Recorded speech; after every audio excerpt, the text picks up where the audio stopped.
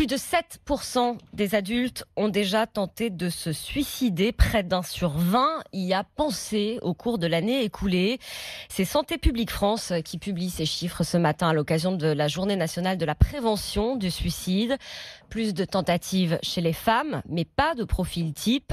Reportage dans une association d'écoute à Paris. Anaïs Bouicha.